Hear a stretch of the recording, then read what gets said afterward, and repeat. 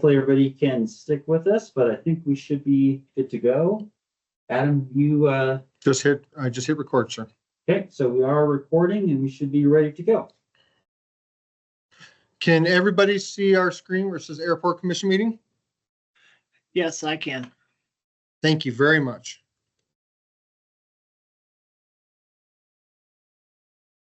Great, Adam, can you move us to the next slide, please? What I'm doing right now. There we go. Perfect. And Vice Chair Jackson, are you able to run the meeting today? I don't believe that Chair Waddell was able to join us. Sure. Give me a second.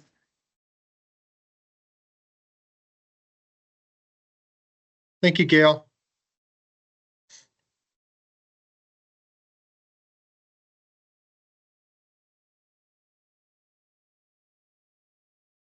Sorry, I have several things open on my computer, so I just need to close some of them. No worries.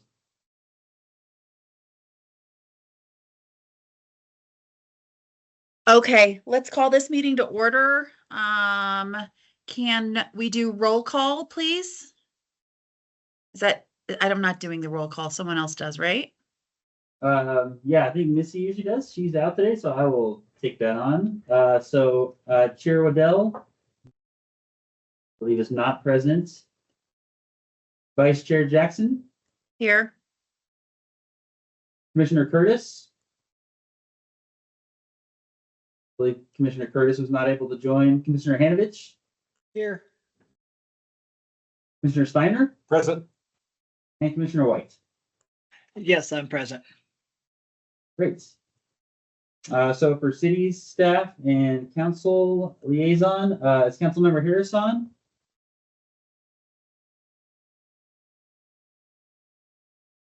Sounds like she was not able to make it.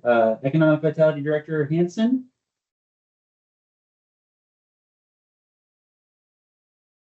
Not hearing her as well. Airport Director Brian Gall, I am present. Airport Programs Manager Adam Yali. Present. Airport Communications Manager Claire Harper is at a conference, so I don't believe she's joining us today. ARF and Operations Manager Tim Skinner. Present. And Administrative Specialist Missy Sonner was also not able to join us today.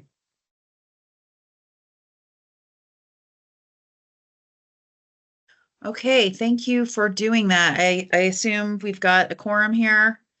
We've got four We do. Yes. commissioners, okay?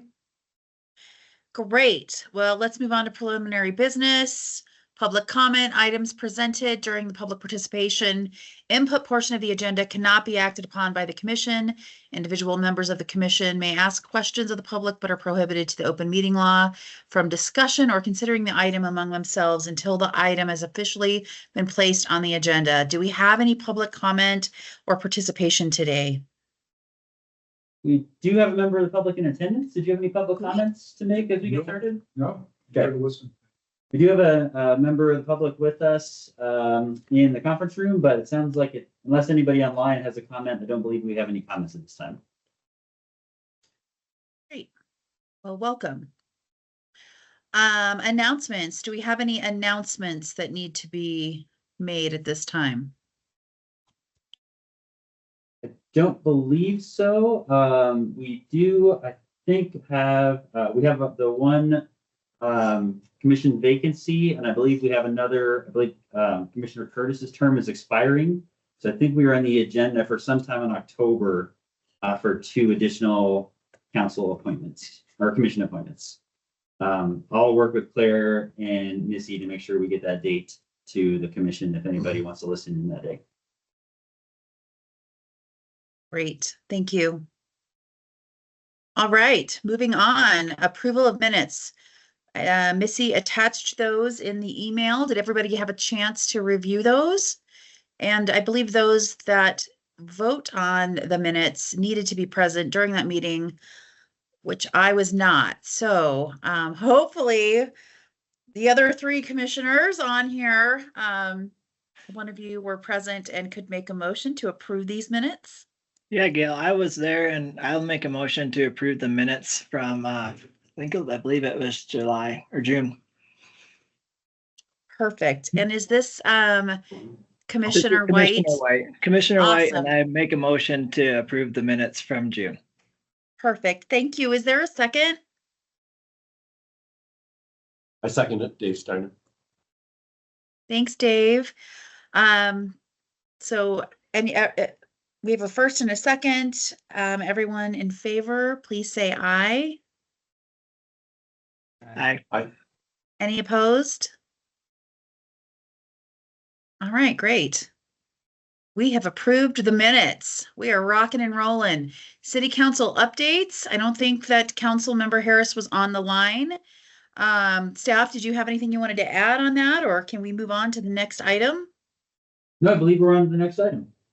Fantastic. Staff reports. Airport operation updates. Great, thank you, Vice Chair Jackson. So we're gonna start off by talking a little bit about employments. So since we've missed a few months, I'll go back a little bit. Our last commission meeting was in June, and if you recall, in that meeting, we talked about how it was the first month in a while where we were starting to trend opposite of what we were seeing last year. So folks might recall that at this time last year, we were starting to see a reduction in flights due in large part to that scheduling challenges and staffing challenges that the regional air carriers were facing. So we started to see our numbers uptick from month to month comparison between this year and last year in June. So in June, we saw 6,700 exactly employments, which is kind of a cool round number that we don't often see. In July, we moved up to 6,939, which was a very significant increase from where we were in July 2023. And then last month, we were slightly above our 2023 numbers with 5,970 employments. Looking ahead, in October of this year, we actually are going to increase our flights fairly significantly. So right now, we're seeing about 4 daily flights to Phoenix and 1 daily flight to Dallas-Fort Worth. By October, we're going to be up to 2 daily flights to Dallas-Fort Worth plus 5 to Phoenix. And then on Saturdays, we do have that new LA flight starting and an additional Dallas-Fort Worth flight. So that'll be 3 Dallas-Fort Worth flights, 5 Phoenix flights, and 1 LA flight on Saturday. So up to 9, which is pretty close to double where we are right now. So we do expect to see September is probably going to be pretty similar to where we were in August, but in October, we expect to see an uptick due to the increase in seats available. And those are all American. That's correct. Yeah, on American Airlines. Total operations. Oh, go ahead, Commissioner Jackson. Yeah, I have a question about why October? Did the airlines, I mean, I know that trying to predict why they add flights and take flights away is not always the easiest, but I'm just curious if they gave any inclination to why they're adding in October and not during the summer months. Actually, one of the challenges we've seen is the density altitude of the airfield here at Flagstaff. So when aircraft operate with our field elevation being 7,014 feet, there's a weight calculation that all airlines do, and depending on the engine power available on a particular aircraft, depends on how heavily they can load it based on things like air temperature. So in the summer months, they have a little bit of trouble on those longer haul flights for Dallas, for example. That's the reason we see our Dallas flight leaving very early in the morning. If that flight's later in the day, it's hard for them to carry enough fuel and the passengers that they're hoping to see at the same time. So once it gets October and those temperatures start to cool down, the air becomes denser and they can more easily carry the load they need for some of those extended flights. So it is, like you mentioned, a little bit unfortunate that some of the challenges that we have is that our busiest season tends to be the season when it's hardest for the airlines to operate. We have had some conversations with American Airlines about the possibility of moving to some different aircraft that might be able to handle the density altitude a little bit better. But so far, no updates to report for that. So follow-up question to that. Mhm. I'm old. I've been around for a while. I remember the prop planes, and I thought the prop planes, moving from the prop planes to the regional planes, were supposed to alleviate those issues. So do you have any sort of insight on that? I don't, other than to say that the US airline fleet has it basically entirely divested itself of the prop planes. My understanding is that the Dash 8s, which is a version of the Bombardier Q400, actually have a lot of power. I don't think that power was as much of an issue for them. I'd have to check some things on that to be sure. They're smaller too than the regional jets we have.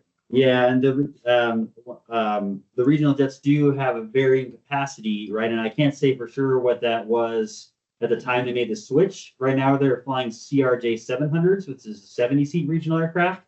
That was not the regional jet that was in service here when they switched from the propellers to the regional jets. So I'm not exactly sure which model they were flying at the time and what its performance was. I can't say the CRJ 700 is the most popular of the regional jets that we have seen in that series, but they are out of manufacture, and now most airlines are moving to an Embraer model. There's a ERJ 175 as the equivalent, and that's a 76-seat regional aircraft. But we are seeing this push towards larger regional aircraft, and sometimes they extend the fuselage of a plane without making a lot of difference to its engines. I can't say that for sure, but it's possible that the version that we're seeing now has more weight than the version that was originally here when the jets first started. But I would have to look into that for to verify that. Coming That would from be- Dallas, That would be great. coming from Dallas, that would be a CRJ as well. It is. Because I seem to be focused in Dallas, using more of the Embraer. Yeah. Because that could be a switch they could possibly. I mean, send in an Embraer 170 as opposed to a CRJ. Yeah, if we start to go, that might be something that commissioners, if we do want to start talking about the aircraft, we might want to add that to the items at the end, the to from commission, if you want to add that as a future agenda item. I don't want to get sideways with the open meeting law and get too far outside of our agenda. But if there is some interest in talking about fleet mix, that's a great topic that I'd love to talk more about. So if anybody would like to hear more about that, maybe we can bring that up at the end for a future agenda item. Great. Any other questions on employments for the past few months? Okay, in terms of total operations, going back to June, we did see another fairly significant uptick versus last year. Same really followed in July. We were surprisingly busy in July. Talking to Wiseman Aviation, I'm not sure that we ever really found a source for that. It wasn't one thing we could point to like we can sometimes, but the volume of private private charter aircraft that was on the ramp was extremely high in July. And then in August, we did see that number come back to earth a little bit and be a little bit more in line with what we've seen in previous years. But our July was extremely busy compared to our previous years with 3,722 operations. A reminder that an operation is one takeoff or one landing. So each takeoff and landing counts as two. So each visiting and departing aircraft. Again, we do start to see a little bit of an uptick typically in September. Some of that has to do with that density altitude. It gets a little bit friendlier to fly for general aviation aircraft. When we do have the high density altitude out here, it does sometimes make it challenging for some of the lighter planes to fly in the summertime. So expect to see another bit of a bump in September. Parking revenue, again, this is one of our newer slides, and actually the first time since we met that we have some comparisons to the initial year, last year of that starting the parking system. So just a reminder that green line being last year, July was a partial month. So July last year was not a full month, but August was. So if you look at our parking revenue, we had very similar parking revenue in August of 2023 to August of 2024. Again, I think that has to do with flight schedules and employments. If you look, our employment numbers are pretty close to where they were in August. So again, we've seen September through November have typically been our busier months so far in the limited amount of parking numbers we have. I know in an earlier meeting this year, we did talk about some discussion about whether these parking rates were going to be adjusted. That's part of the overall revenue discussions that we were going to be having. So at some point, we will be bringing back that revenue discussion to the Airport Commission. At this point, we are conducting a rate study of the comparable airports. So just a reminder, our parking rates were set based on a rate study that was done in 2021. might have been late 2020. So it's been a few years since we analyzed our parking rates. So we are going through and compiling some data from the comparison airports we use, plus a few others, and we will be bringing that back to this group with a discussion about whether it's appropriate to keep the rates where they are or potentially look at adjusting them. I do know that most airports have raised them. We haven't heard a lot of complaints about our rates because we do have a lot of parking capacity still, so we're not seeing an issue with demand at this time. So we'll bring that back as part of a more formal discussion on rates in a future meeting. Okay, and I believe that's all I had for airport updates. Anybody have any questions about those?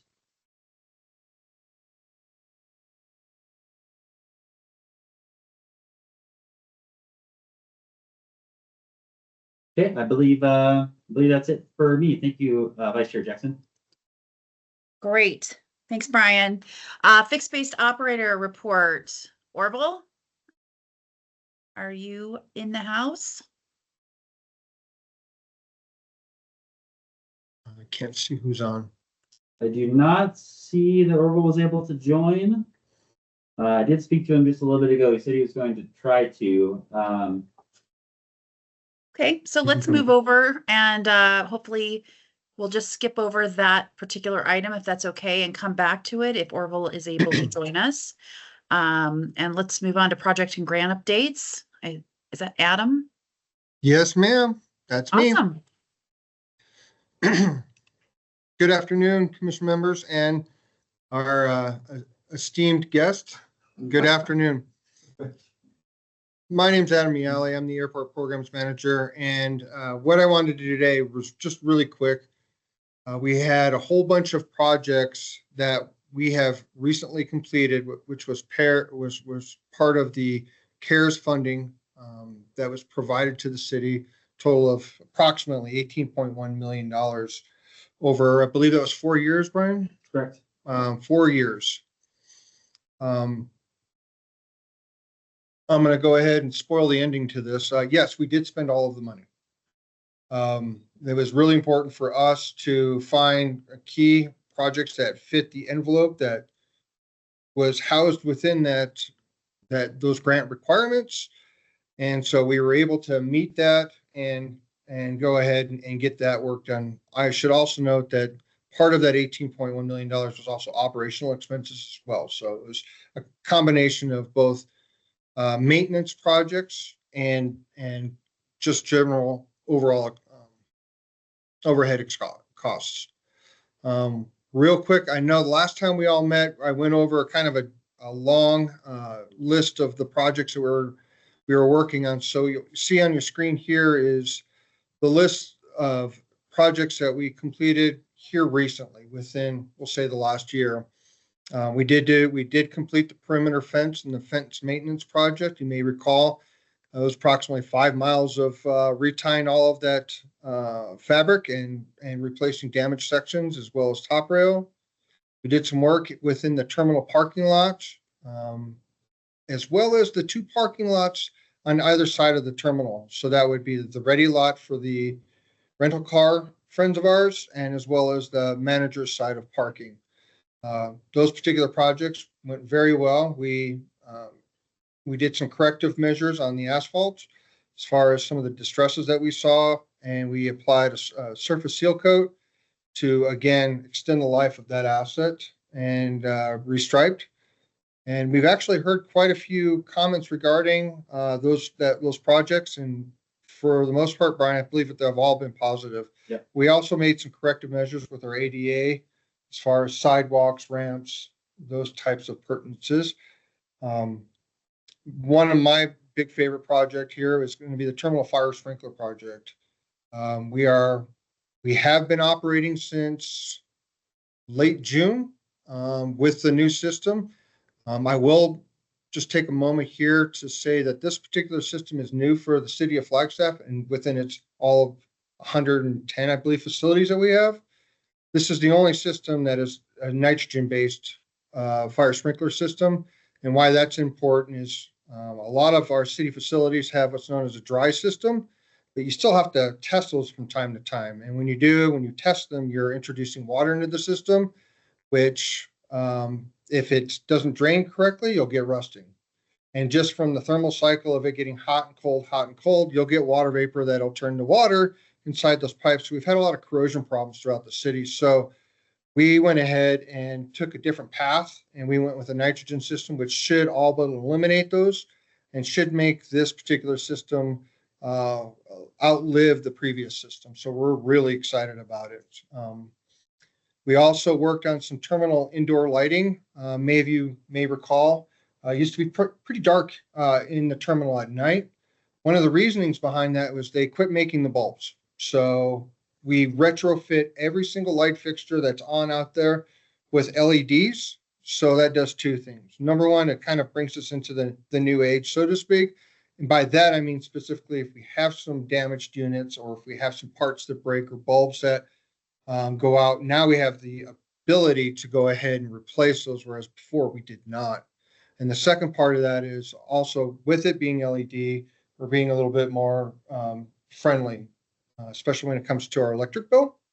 And just that's one of the goals that the city council has made, going in those directions, just being cognizant of what we're using. So that's exciting. We had a terminal maintenance project that was done. We do have some flat roofs up here at this particular facility. As part of that project, we did go ahead and re-roof that. We put a new system on top of the existing. Knock on wood, it's performing very well, as well as some other amenities, which was housed within it, like our vestibule doors, our 8 doors as you come in. Those were a maintenance challenge throughout the years. As they got older, they became more and more problematic. And they lived their service life. So we went ahead and replaced those. We're really excited about that. And they have better thermal capacity as far as insulation qualities, which is going to be nice. And we did some other small little elements as part of that project. Water bottle filling station within the terminal, not just the hold. And Brian, I think I checked it early this week, and we're over the 4,000 mark, 4,000 bottles of water that we've already saved. So that's good. Finally, airfield maintenance project. We refreshed all of the pavement markings on both the general aviation apron as well as our commercial apron. Refreshed all of those markings. We did some maintenance within the existing employee parking lot. We maintained some of that gravel road that was in there, as well as incorporate some dark skies friendly lighting within that parking lot. There were just a host of other components as part of that particular project, but I just wanted to take a moment and just kind of refresh all of that. I know it's been a while since we've all kind of gotten together again, but it was a phenomenal, those projects were phenomenal. We're looking forward to doing more out here in the future. The budget cycle is coming back up again for us here at the city of Flagstaff. And as part of the exercise of bringing these projects to the facility, we've identified some other areas where, we need to go ahead and get those buttoned up as well. So on the screen here, you'll see some of the after pictures, if you will. Our new vestibule doors going from left to right. We did do some refresh of some of our wayfinding here within the terminal. The next picture over is the Blue Gate. Many of you may recall that was down for some time. We were able to go ahead and go through the Buy American Act and find a gate system that meets our needs, and it's also generally relatively used quite a bit for airport applications. Lower left-hand side, you'll see that's kind of what that surface seal looks like. That's that supervisor's type parking area. Middle picture at the bottom is our beautiful fire sprinkler system. Very, very happy with the way that turned out personally. And then finally, the lower right-hand corner, you'll notice all the lights are on, and it was actually fairly dark. The picture that I took there was actually pretty dark outside, but you look out the windows and you're like, well, the sun's coming up, but it was pretty dark. But it was not dark within the terminal anywhere at all. So. And then currently we're working on some other projects here within the city or at the airport here. Many of you may recall we were doing some a cafe update, so to speak. Not to go too deep down in that rabbit hole, but we are working with a contractor to do some additional improvements. As part of the sprinkler project, we were able to put in new flooring within that space, as well as remove some of or do some maintenance on some of the old bar system that was in there that was dilapidated, more of a hazard. So we will remove that. As we get a little bit closer in conversations and negotiations with our contractors, I think we'll go ahead. I'll add this to my list to potential future agenda items. We'll have a more in-depth conversation of what that cafe space is going to look like. We've got a whole bunch of balls in the air currently on this particular project, looking at different ways to occupy that space. So I will be coming back to that.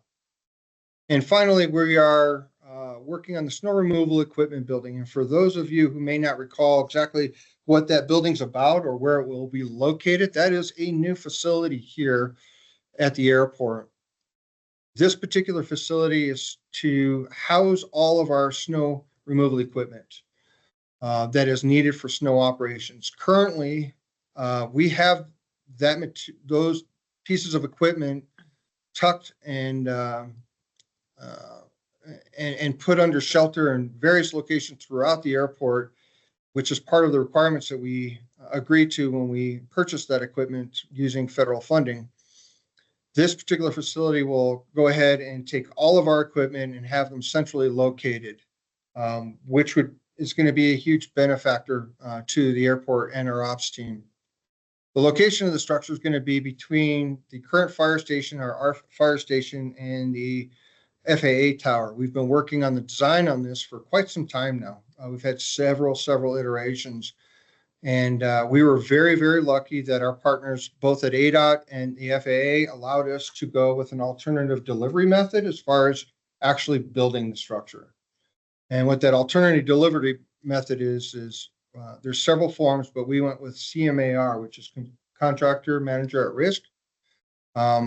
The airport here has been very successful on CMAR projects, especially partnered with our FAA counterparts.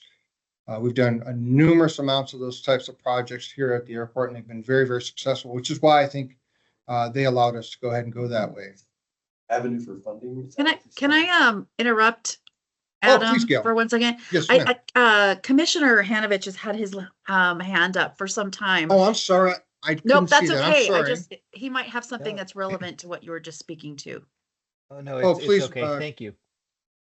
Hey, I just wanted to acknowledge all the tremendous amount of work that has gone on and that's really been successful. And it's amazing to see the real visible improvements that have been made to the airport. If you haven't visited lately, you should go check it out. All the work this team has done is evident, and the pride and what they're doing to help make our facility better. I just wanted to say thank you. Thank you, Commissioner. That was very, very kind. And And I'd like to will make echo note. that. Yeah, thank you. We appreciate that very much. Wasn't expecting that. Thank you very much. So this particular facility will be between the fire station and the RF tower. It is going to be approximately 25,000 square feet, which is a pretty good size facility. It will definitely be able to take our current rolling stock that we have for airport for the snow removal operations that we have, as well as give us a little bit of growing space, because currently we do not have the amount of equipment which is recommended by the FAA. So we do have some programming for additional pieces of equipment in the future. I will also note that currently here at the airport, we do not have a maintenance bay for any of our equipment. That's even for preventative maintenance, oil changes, and hydraulic line replacements, things like that. We don't have a maintenance bay. If we have a piece of equipment that goes down, the city fleet will have to come out, and most of the time they will have to just clear some snow or whatever they have to and crawl underneath it and on top of it. We don't have a maintenance bay. So as part of this particular project, we asked our friends at the FAA if we could go ahead and include a maintenance bay, and they approved it. So this will have a maintenance bay, not like a full shop, but it'll at least give us a gantry crane and a closed space for them to do the, whether it's preventative maintenance or emergency maintenance. So more of that information, we'll be sharing more of that. We've made a selection of our contractor. We're currently going through design phase services. What that means is we are working on coming up with a guaranteed maximum price. So once we know what that guaranteed maximum price is, we're going to share that information with our funding partners, ADOT and the FAA, and kind of come together and see if we have any challenges from a funding standpoint, which I anticipate we probably will. And we've got some potential remedies for those if we do find we are having an issue with available funding. So we've got that lined up. Hopefully by the end of the month or the first part of next month, we should have our guaranteed maximum price. So in future commission meetings, I'll bring more information. And with that, do I have any questions? I have a question, Adam. Yes, ma'am. All right. Hang on one second. I have a question about the cafe update. I know that went Yes. out to bid. And can you just, we haven't had a meeting in a while, so can you refresh my memory? I feel like, could you just tell us what happened with that? And I know you guys are Sure. working through some things. That would be great. Can I take that In one? terms of, Please. is the city turning it into a visitor center? Is that what is happening? That's part of it. So you're correct, Vice Chair, that we went out twice in the existing restaurant space in its previous iteration to try to get a vendor to come in and operate that. The first time we had one responsive bidder that we entered negotiations with, and when they actually got out here and kind of penciled it out, they did not think they could make it work as a business. So we went back out again and we did not receive any bids. In some follow-up meetings we had with local restaurateurs and other business owners, what we realized was the hours of operation here at the airport, with our early flights being as early as 5:30 or 6 a.m., departures going all the way into the late afternoon and early evening. The staff time they would need to provide coverage for the whole time the building was open, which was one of our requirements, was just going to make it really challenging for them to make that work financially. So we shifted gears, and a portion of that, roughly a third of the space that's the existing cafe area, is going to be turned into a visitor center with the help of our Convention and Visitors Bureau, who you're actually going to hear from about an agenda item a little bit later in this presentation, unrelated to the visitor center, but they are joining us today. And so that space will be there. We're still kind of working out the details of how that exactly will operate, but we're working, as Adam said in the project today, on with a contractor to install some storefront between the cafe space and the visitor center space. So we will have the amenity available. In addition to that, we are moving forward with a micro market, which if anybody's flown through Sky Harbor or some of the other airports like Dallas Fort Worth, you might have seen sort of like a convenience store with a self-checkout. They do have fresh food available in terms of machines that can generate hot coffee. They also have sandwiches, salads, things like that that are available. Rather than a vending machine, it's actually a refrigerator that you can go into and examine the items and decide whether you want it before paying or not. But since it's staffless, they can be open the entire time the facility is open. Now, due to city procurement rules, we do have to go out for selection for that as well. So we've actually worked on updating the request for proposals for that, and we will be going out for that hopefully very soon. We have the final draft of that in place right now. Once we get one of those companies selected, from what we understand, the installation time is pretty quick, just because it's doesn't involve a full kitchen like we might have had in the restaurant. So we are hopeful to have those restaurant and food and beverage options open again soon. Great. Thank you for that additional information. Any other questions? Great work. All right, communication and business updates.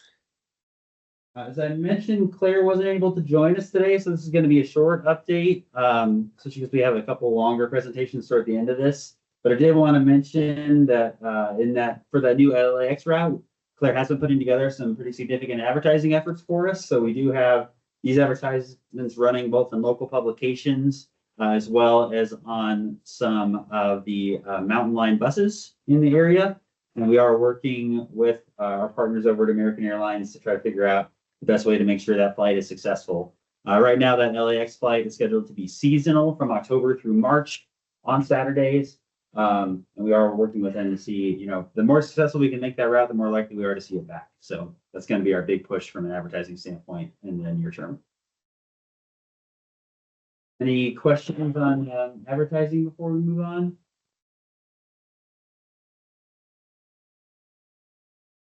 Not seeing any. All right, well, let's move on to BBB renewal. Let's see, who do we have here for that? That would be me. Hi, Trace. Hi, Commission. Hope you're doing fabulous this afternoon. This is Trace Ward, the Discover Flagstaff Director.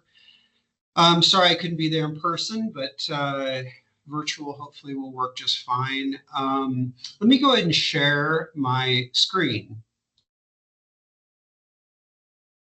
Oops, let me go back. Hold on. Every time I do that, I forget to, well, I don't think I need sound. So let's just stick with this. I always forget to click that include sound button. Okay, can you see what I'm seeing? The BBB cover page. We got it, Trace. Thank you very much. Okay, excellent. Well, again, thank you for letting me present to you today. We'll be relatively brief. I'm going to present today on the BBB tax renewal and the outreach plan that that goes along with that. So we're going to look at a brief history, renewal timeline, and then information on campaign and outreach. What is the BBB? I think everyone here knows, but it's a 2% tax paid on every hotel, motel, campground, short-term rental, restaurant, and bar in the city. Here's how the funding is currently allocated. Parks and Recreation, or what we call PROS, has 33%. Tourism, visitor services has 30%. Beautification 20%, economic development 9.5%, and arts and science 7.5%. That allocation has been in place for quite a while, has not been changed.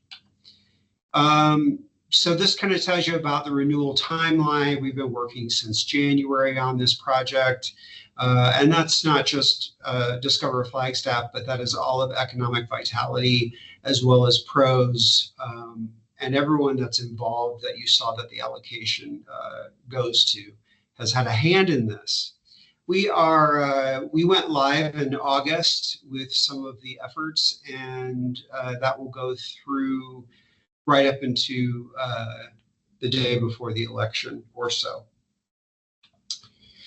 So these are just kind of elements breaking apart the ad structure or layout of what we at Discover Flagstaff, the creative team, ultimately has produced for us. We let them know that there's a series going on. That's why you'll see these ads numbered. We always let the reader understand how the BBB is collected. We give them a QR code to go to the website, which is bbrenewalflagstaff.com. And then, of course, in the text, the body of the ad, we want to specifically call out what is the benefit of the BBB? What is it actually benefiting within the city? So sorry, it's not working. That's very weird. All right, let's try it again. There we go. So looking at these we're going to go through a few ads for you today. The one on the left is an ad number 1, and it's specific to Bushmaster Glen, Fox Glen, and Thorpe playgrounds, and it tells the folks that these would not be possible without the BBB. It also talks about the fact that 68% of the BBB collected is collected from someone that lives 50 miles outside of the city limits or further, so it's considered a visitor. If you look at the one on the right, you're going to see this is talking about the benefits of the events, festivals, 4th of July, and so on, that the BBB funds support. Anyone that wants to stop me midway can always do that, but I can't see hands or anything. So Miss Ciela or Brian, you'd need to let me know. The ad on the left is talking about visitation in particular and how it is used to attract, inspire, educate, and motivate folks from 50 miles outside of the city or greater, considered a visitor, to come stay with us, explore, do more, and see more, and of course, spend the night. We always encourage at least a one-night stay, so they come prepared, and they're a visitor with means to see and do more. The one on the right is talking about the actual tax burden on the citizen, and that on average, about $1,300 every year you will save on taxes because in other areas, because the BBB tax is supplementing the city's total tax base. One moment. Did that turn? Let's see here. Yeah, it stayed purple, so it confused me. The one on the left is something that we're very proud of, that Discover Flagstaff and the EV team really lean in on, which is all of the responsible visitation, messaging, fire aware, pledge for the wild, to give back to the trails initiative, ecotourism. We do stuff on Hug a Tree, which is if you're lost in the forest, what you should do. Also for responsible snow play, and other things that are necessary in terms of public announcements and trying to uplift the values that are set by our council as well as the community. On the right, this is educating the importance of community culture and heritage. We do a lot of work with Native American groups, and BBB funds that. And then we have on the left talking about the actual workforce, that an estimated 8,000 people in our community directly work with a business that serves the visitor. That number is much higher if you look at the greater ripple effect of visitation economy in our city. In other words, a grocery store is able to hire more people because 30 to 40% of their business comes from the visiting public. They would not be able to expand or hire as many people if that business did not exist. But 8,000 is direct workforce for businesses that are in business to serve primarily the visitor. On the right, you're going to see again, responsible visitation and messaging around that. This is just some, as I understand it, some clips out of the website, the BBB renewal, flagstaff.com. It's kind of a mouthful, but it's the best we could do for that URL. And I encourage you to go to that website and check it out. Give us any feedback that you may have. It's always valuable. And looking at some outreach specific numbers, we're going to do a minimum of 25 advertisements, print ads, which is the ones you just saw in Arizona Daily Sun, Flagstaff Business News. We'll have digital ad campaign, which will be pushed out by our partner Datify. They do that by geofencing and making sure that these ads are getting served at the right time to the right people to be the most effective. Harkins Theater ads, we have banners in neighborhood locations, banners on NAPTA buses, and we also have business cards, and then of course the website, which I just mentioned. And I will stop sharing. There we go. And I entertain or I would ask anyone who's curious or has questions to please let me know what those are. Hi, Trace. This is Commissioner White. I have a question for you. Which one of Hello. the Bs is the most profitable tax revenue source for the city right now? Which one of these are the most profitable? Yeah, sorry, I was playing on your BBB. Which one of the sources of revenue is the most profitable? Would it be like hotels or restaurants or Oh. bar? Like what are you guys seeing? Sure. So what's the allocation of collection? That's a good question for like a Rick Tatter. I have explored it, so I'm going to give you my best answer, but I'm a bit binary. I get too much in my head and stuff pops out. So I just want to preface that it's not exact. I don't have it in front of me, but I believe it's slightly restaurant bar is the biggest portion. But then you have hotel, and if you look at hotel, it's 99.9% paid by the visitor, and that would be your next hotel, motel, campground, your next biggest. But it's slightly more with bar and restaurant. All right, thank you for that. Sure. Trace, I have a question about the data point on grocery stores and visitation. Yeah. How did you get that data? That suggests 30 to 40% of visitors are utilizing I grocery. pulled it out of my hat. Yeah. Yeah, because Oh, I don't, okay. we don't really report on that ancillary ripple. We have economists who will give us a full number. So for instance, we had NAU run studies on it, and our visitor economy that's very directly correlated or attributed to the visitor is about $500 million. The greater visitor economy is about $3/4 of $1 billion.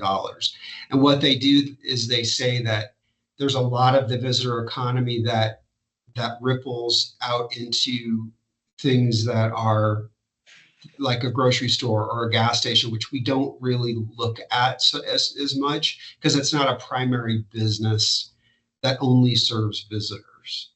Or if that dollar was recirculated, they have methodology to figure that out. So I'm just saying that, if you look at a restaurant and ask a restaurateur, it's somewhere between 40 and 60%. On average, half of their customers are visitors. If you go to a grocery store, I was just guessing that's like 30 or 40%. It was a guess, so I just want to be clear about that, because we really don't look at that, so to speak. We don't look at specific like ancillary businesses and what percentages, but we get more anecdotal information as it pertains to that. Thank you. Okay. I guess my last question, if I could ask one more. Yeah. I think the slide said that it reduced the tax burden of each citizen by $1,355. Yeah. Is that to say that these projects would already be completed if we didn't have these tax revenue sources? Like would it have to come out of another budget, or would it just not happen? It would have. Fire, police, there's all kinds of things that come out of general fund that actually are alleviated because of the BBB tax. That figure comes specific from Arizona Office of Tourism. You can go to their website and find it. They have it broken down per county. So again, it's not perfect, but it's Coconino County, and they have their economists who go in and figure out what the average household would have to pay if, for instance, pros, if pros didn't have BBB funds and they're fully funded by BBB, all of that would be paid for by the local taxpayer. Oh, that's an interesting statistic. Thank you. Yeah, sure. Yeah, we don't make up anything. We make sure that it's done. It's produced by professionals who are doing that, and then sometimes we just simply trumpet that message. Great. Are there any other questions for Trace on the BBB renewal? All right. Well, Trace, thank you so much for your presentation. Madam And- Vice Chair, thank you very much, and thank you, Commission. Thanks for all you do. We appreciate you. Thank you, Trace. Thank you. Moving on in the agenda, airport triennial exercise report.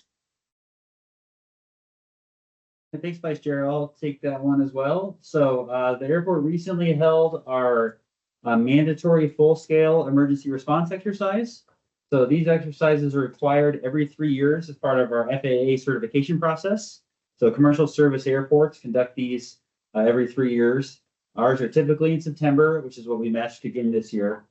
This particular one was the largest exercise that we're aware of in the history of the Flagstaff Airport.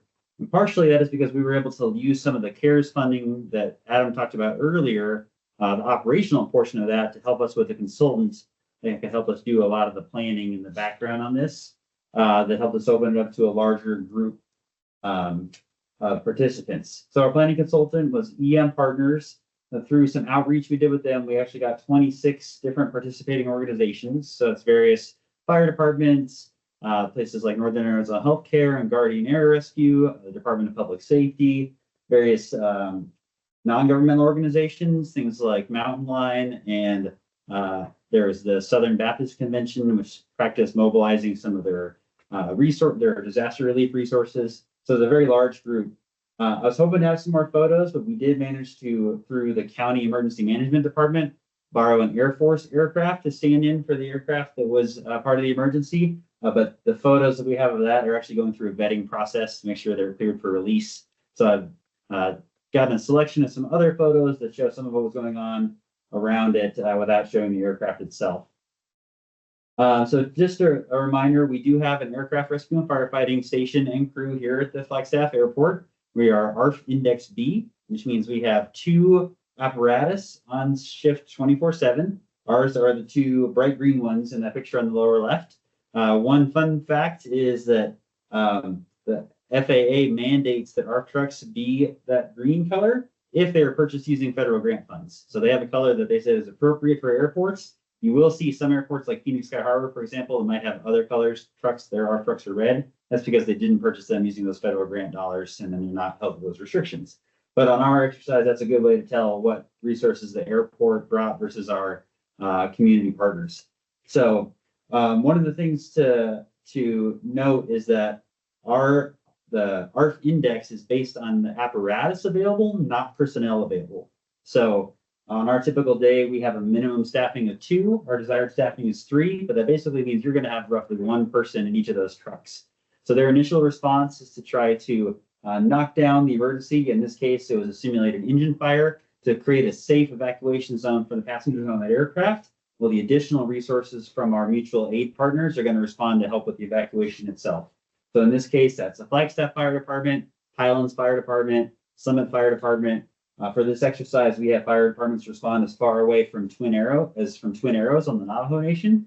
And part of that is because the incident that is simulated is going to be based on the average size commercial aircraft that serves the airport. So in our case, we have the CRJ 700s, which are a 70-seater. There's a formula that the FAA uses. Basically, we had to simulate at least 40 passengers being victims of an incident.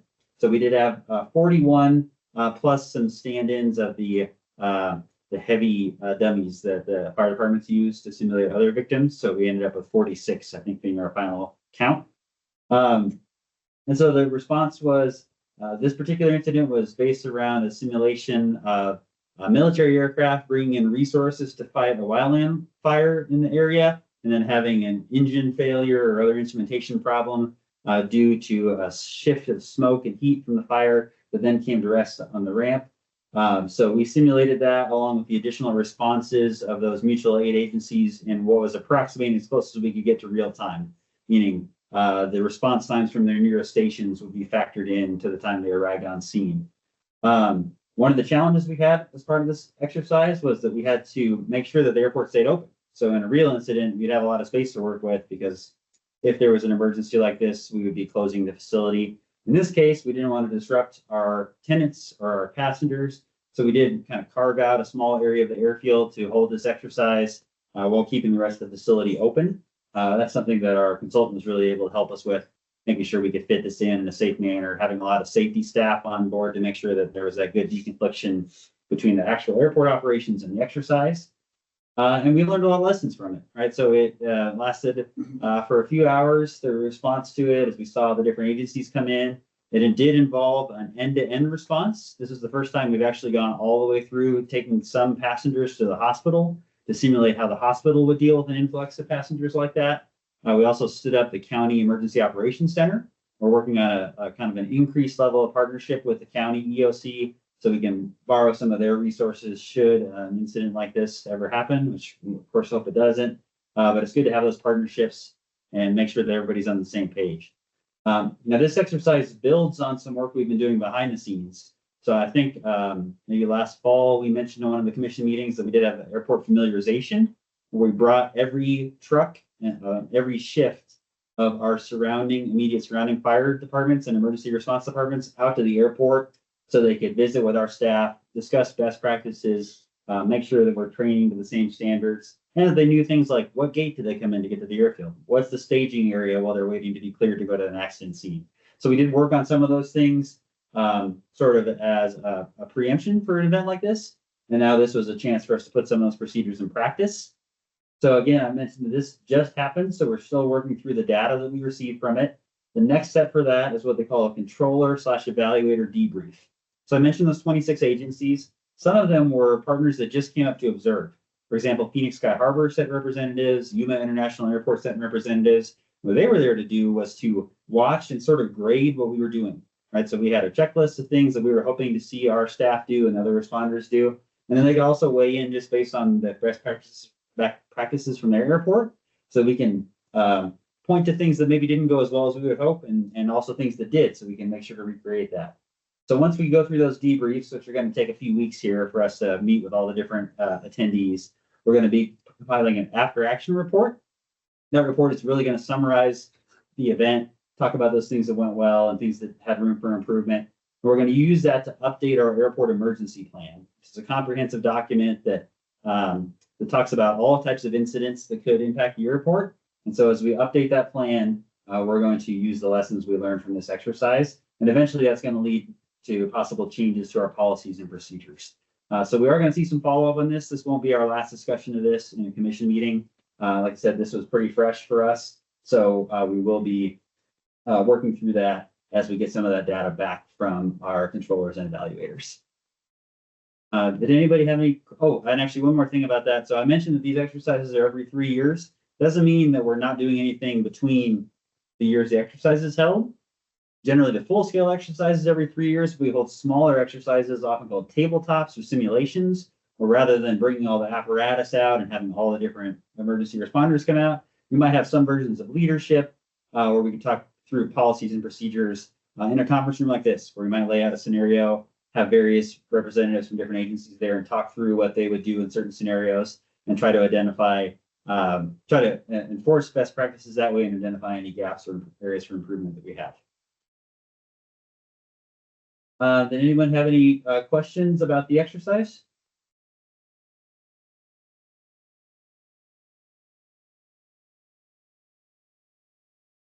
All right, not seeing any questions. What a tremendous undertaking. So thanks, Brian, to you and your staff and everyone who was involved in that exercise. It's incredible. So, all right. Commissioner White, did you have a question? No, I was just gonna say that that's a awesome scenario that you guys were able to play out, and I just look forward to seeing what came out of it and what those graders are gonna say. Me too. We will definitely be sharing some information with you as we start to compile that.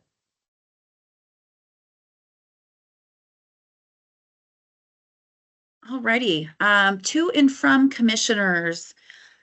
I assume this is where we get to ask if for future agenda items. Is that correct? That's correct. Are there any suggested future agenda items for staff for next meeting? I had one. Adam, I know you mentioned that we're going into the next fiscal year for the budget. I would just ask if you guys could maybe in the next couple of months give us a high overview of what we're planning on doing in 2025. Sure.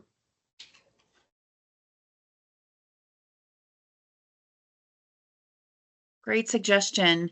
I just wanted to acknowledge, I want to say Council Commissioner White's comment in the meeting chat regarding density altitude. And I'm just, again, I'm not an airport or an airplane.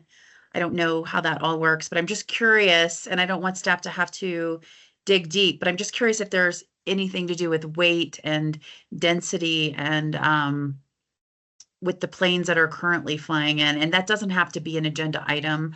I can certainly speak with the Commissioner White offline or with you, Brian, if there's no one else here on the call that's interested in that particular subject. I think that's something we can definitely address. We've had some questions about that in the past, so we'll try to compile something. And actually, that's some conversations we're having with the air carriers right now as well. So it could be a good time after some of the conferences we're attending this fall to bring that back up again. Great. All righty. Well, if there are no more to and froms. Oh, I have one other thing I was thinking about. I know in their past discussions, we had mentioned that one of the biggest limitations we have to getting 737 or things like that is our waiting room and how we don't have the capacity for that. I wonder, and I don't know how the best way to tackle this would be, but if we knew, and I know not everybody's here today, but if we knew that X amount of airlines would be interested in that, if we could pitch that to the city and potentially look at that being one of our future loans from the city budget to fund that, if it had a positive impact and revenue for the airport and the city in the future. Thank you, Commissioner White. Maybe we can roll that into a broader discussion about the budget. Maybe we can start with a broader discussion about budget, the process and some of the asks we're going to be making, and then different funding sources. I think maybe that becomes a series instead of a single item. Yeah, I know it's a big one. So thank you. I appreciate that.